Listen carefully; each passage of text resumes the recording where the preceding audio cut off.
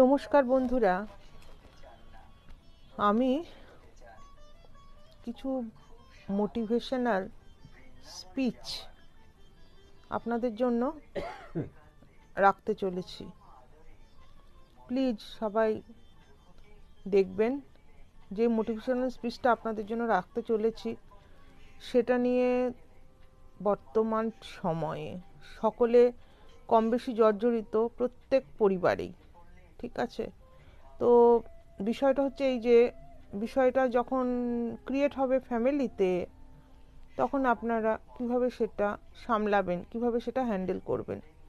বিশেষত এই ক্ষেত্রে পিতামাতার ভূমিকার মধ্যে মায়ের ভূমিকাটাই বেশি আসে, কারণ মা সংসারে বেশিক্ষণ থাকে সন্তানের কাছে। পিতারা বাইরে কাজে কর্মে নিজেদের ব্যস্ত রাখে, তাই মাকেই সাধারণত সন্তানকে লক্ষ্য রাখতে হয়, তাই মায়ের ভূমিকাটাই বেশি আসে। এই পরিস্থিতির সম্মুখীন হলে কিভাবে সেটা মানিয়ে নেবেন, কিভাবে সেটা হ্যান্ডলিং করবেন, কিভাবে সন্তানকে বোঝাবেন, সেই ব্যাপারটা ভীষণ গুরুত্বপূর্ণ। কি কন্যা সন্তান কি পুত্র সন্তান, উভয়েই মায়ের কাছে ভীষণ গুরুত্বপূর্ণ। তাই এই বিষয়টা উভয়ের ক্ষেত্রেই প্রযোজ্য। কন্যা সন্তান বলে তাকে ছেড়ে দেব আর পুত্র সন্তান বলে তাকে মাথায় করে রাখবো, সেটা তো কথা নয়। কথা হচ্ছে এইটাই যে দুজনকে প্রপার গাইডেন্স দিয়ে তাদেরকে রক্ষা করা, তাদেরকে জীবনের সঠিক দিশাটা দেখানো, তাই না? তা চলুন, আমি কিছু জরুরি বার্তা আপনাদের জন্য বলছি। ঠিক আছে, স্কুলে পড়তে পড়তে মেয়ে বা ছেলে যদি বন্ধুত্বের পরিসরে প্রেমে পড়ে যায়, তাহলে আপনি কি করবেন? বর্তমান সামাজিক প্রেক্ষাপট, ইন্টারনেট এবং মিশ্র সংস্কৃতিতে বেড়ে ওঠা একটি টিনেজ মেয়ে বা ছেলে, সাধারণত 14 থেকে 16 অথবা 18, কারো প্রেমে পড়া খুবই স্বাভাবিক। মা হিসাবে এখানে আপনার ভূমিকা এখন বিচারক বা শত্রু বা পুলিশ হওয়ার মতো নয়। মা হিসাবে আপনার ভূমিকা এখানে হওয়া উচিত বন্ধু, পথপ্রদর্শক, তাই না? কারণ সন্তানটা আপনার। সন্তানের ক্ষতি হলে তার জন্য দায়িত্ব কিন্তু সম্পূর্ণ আপনার উপর বর্তাবে। সন্তানের ভালো হলে তার দায়িত্ব আপনার উপর বর্তাবে। অতএব এই পরিস্থিতি সামাল দিতে একজন মায়ের কিছু গুরুত্বপূর্ণ এবং সংবেদনশীল পরামর্শ আমি দিতে চলেছি। যেমন ধরুন, সন্তানের কিছু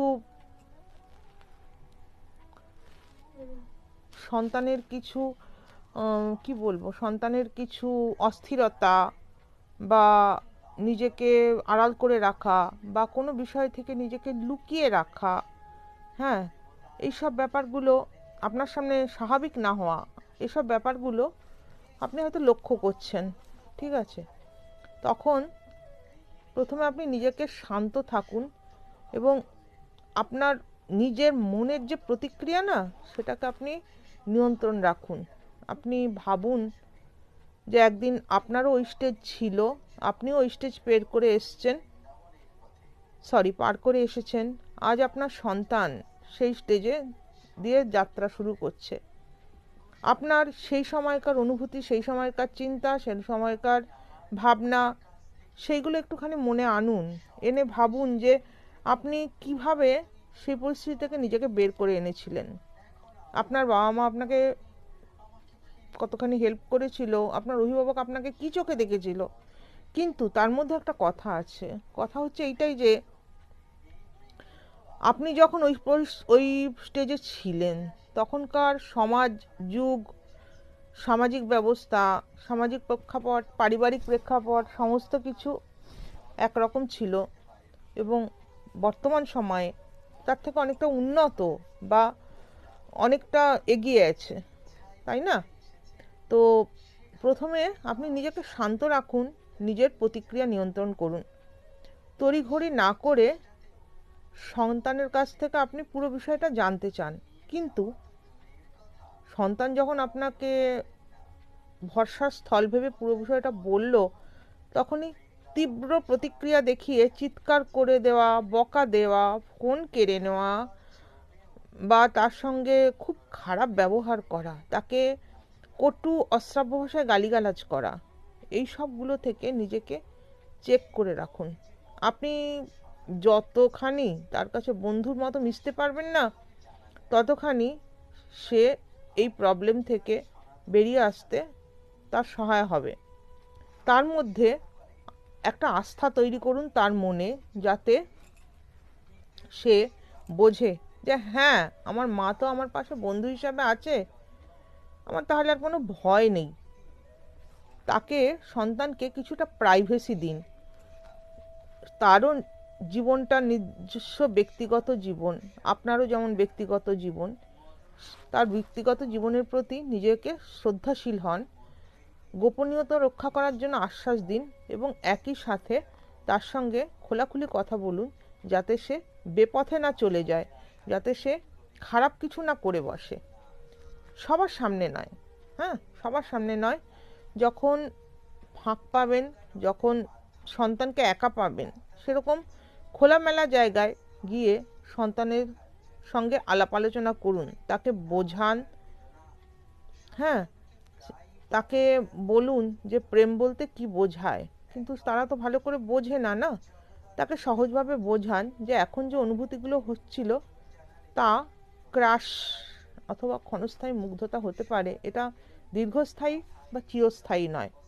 তাকে বলুন তার ভবিষ্যতের গুরুত্ব কতখানি তার নিজের পায়ে দাঁড়ানোর জন্য, ঠিক আছে। তাকে এইটা মানসিকতা দিন যে এই বয়সে তার পড়াশোনার প্রতি মনোযোগ নষ্ট হলে তার কেরিয়ারের সঠিকভাবে গড়বে না, সে জীবনে খারাপ হয়ে যাবে, তার নিজের পায়ে দাঁড়ানোর যে স্বপ্নগুলো সেগুলো ধাক্কা খাবে, ঠিক আছে।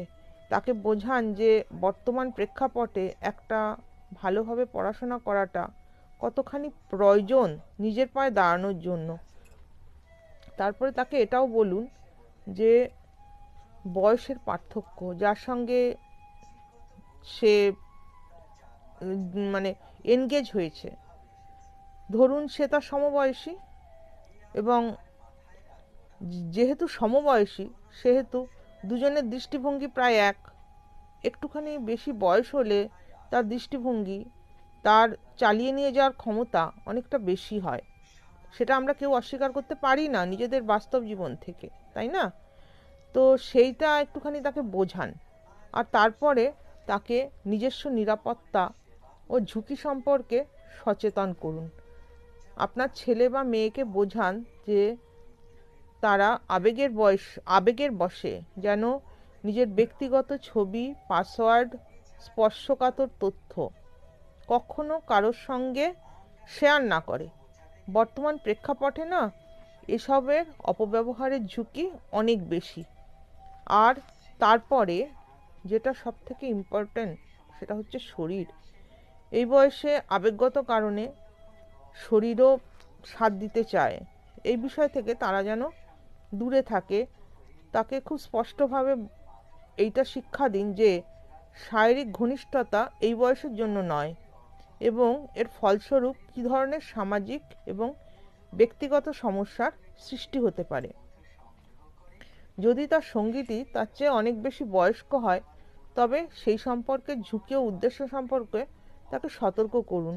প্রয়োজনে অভিভাবক, দেশের শাসন ব্যবস্থা, পুলিশ এসবের সাহায্য নিন। আর তারপরে তাকে কিছু গঠনমূলক কাজে ব্যস্ত রাখুন, যেমন পড়াশোনার বাইরে খেলাধুলা, ছবি আঁকা, সৃষ্টিশীল কাজ, আঁকা, গান, এইসব কিছু ক্রিয়েটিভ কাজে ব্যস্ত রাখুন, যাতে সে তার ওই প্রেমের দিকে, ভালোবাসার দিকে নজরটা কম দেয়। হ্যাঁ, বন্ধু থাকবে না কেন, অবশ্যই বন্ধু থাকবে, কিন্তু বন্ধুটা যেন বন্ধুর মতো হয়, সে যেন জীবনে এসে ওলটপালট করে না দেয়। কারণ একবার ভাবুন, যেই ছেলেটার সঙ্গে বা যেই মেয়েটার সঙ্গে আপনার সন্তান জড়িত হয়ে গেল, সেই ছেলেটা অথবা সেই মেয়েটা যদি তার জীবন থেকে চলে যায় কিছুদিন পর, তখন আপনার সন্তানের অবস্থা কি হবে? সে তো ভেঙে চুরচুর হয়ে যাবে। হয় আত্মহত্যা করবে, নয় বিষ খাবে, নয় গলায় দড়ি দিয়ে ঝুলবে, নয় ট্রেনে কাটা হবে, আর না হলে মদ খাবে, সিগারেট খাবে, নেশা করবে। সারা জীবন এই প্রেম নিয়ে তার জীবনটা তছনছ হয়ে যাবে। কারণ আপনি তাকে সাথ দেননি। তখন যদি আপনি হায় হায় হায় হায় করেন, তাতে কিন্তু কোনো আর লাভ হবে না। কারণ ততদিনে যা হওয়ার তা হয়ে গেছে। অতএব এই পর্যায়ে সবথেকে উচিত যেটা, সেটা মা হিসাবে বা কিছু ক্ষেত্রে বাবা হিসাবে সন্তানকে সাথ দেওয়া, সন্তানকে বোঝানো, তাকে বন্ধুর মতো আচরণ করা, তাকে বলা, হ্যাঁ বাবু বা হ্যাঁ মা, তোর এই বিষয়টা আমরা চিন্তাভাবনা করব, চিন্তাভাবনায় রাখছি, ছেড়ে দিচ্ছি না, কিন্তু তার আগে তোর পড়াশোনা, তোর নিজের কেরিয়ার, তোর নিজেকে দাঁড় করানো, একটা নিজের জীবনের সঙ্গে আরেকটা জীবনের তুই মিল অবশ্যই যদি ঘটাস, তাহলে তাকে খাওয়াবি কি? সেই জন্য তোকে তো কেরিয়ারটা আগে তৈরি করতে হবে, তাই না? তাহলে পাশাপাশি সে থাক, আমি তাকে অস্বীকার করছি না, কিন্তু নিজের কেরিয়ারটাকে বাবু আগে দাঁড় করাতে হবে। মা হিসাবে আপনার সংবেদনশীলতা এবং ধৈর্যই আপনার ছেলেকে বা মেয়েকে ভুল সিদ্ধান্ত নেওয়ার থেকে রক্ষা করবে। তাকে ভয় দেখানোর পরিবর্তে তার সঙ্গে ভালোবাসার বন্ধনে আবদ্ধ করুন। অতীতে কি হয়েছে, আপনার জমানায় কি হয়েছে, সেই সব বাদ দিয়ে নিজের সন্তানকে আগলে রাখুন। উপরন্তু আমি বলবো যে যে ছেলে বা যেই মেয়ের সঙ্গে সে মানসিকভাবে আবদ্ধ, বন্ধু হিসাবে বা প্রেমিক প্রেমিকা হিসাবে, তাকেও আপনি বোঝান, সেও যেন নিজের কেরিয়ারে দাঁড়ায়। অপরজন যদি নিজের কেরিয়ার সচেতন হয়, তাহলে আপনার সন্তানকে সে সাহায্য করবে কেরিয়ার সচেতন হতে, নাকি? কিন্তু আপনি যদি না দু জায়গায় সহযোগিতা করেন, তাহলে আপনার সন্তানও নষ্ট, আর সেও যখন নিজের পায়ে দাঁড়াবে আর একটা ভালো অপশান পেয়ে চলে যাবে। তাতে ক্ষতিটা আপনার সন্তানের। অতএব বর্তমান যুগে নিজের দৃষ্টিভঙ্গিটাকে একটু বদলান। নিজের দৃষ্টিভঙ্গিটা বদলালে আখেরে লাভ হবে আপনার। ধন্যবাদ। ভেবে দেখবেন বন্ধুরা, আবার আসবেন এই মোটিভেশনাল লাইভ স্পিচে। Thank you. নমস্কার।